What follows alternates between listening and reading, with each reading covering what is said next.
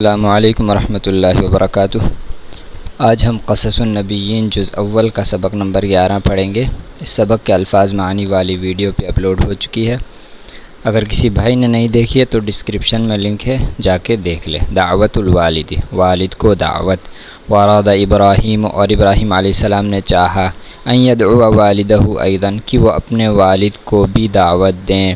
فقال له، تو ان سے کہا، یا ابتی، اے میرے ابا جان، لما تعبد، آپ کیوں عبادت کرتے ہیں، ما لا یسمع، اس چیز کی جو نہ سن سکتی ہے، ولا یبصر، اور نہ دیکھ سکتی ہے، ولما تعبد، اور آپ کیوں عبادت کرتے ہیں، ما لا ینفع، اس چیز کی جو نہ نفع پہنچا سکتی ہے، ولا یضر، اور نہ نقصان پہنچا سکتی ہے۔ یا ابتی، اے میرے ابا جان، لا تعبد الشیطان، آپ شیطان کی عبادت مت کیجیے۔ یا ابتی اعبد الرحمن، اے میرے ابا جان، رحمان کی عبادت کیجیے۔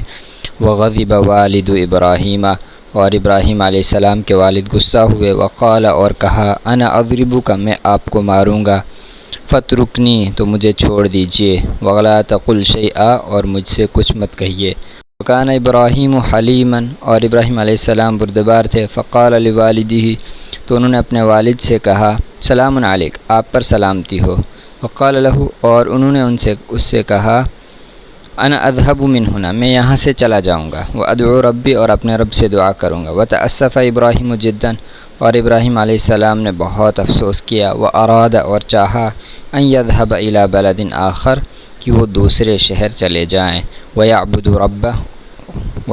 ربہ، اور اپنے رب کی عبادت کریں۔ ویدعو الناس الی اللہ، اور لوگوں کو اللہ کی طرف بلائیں۔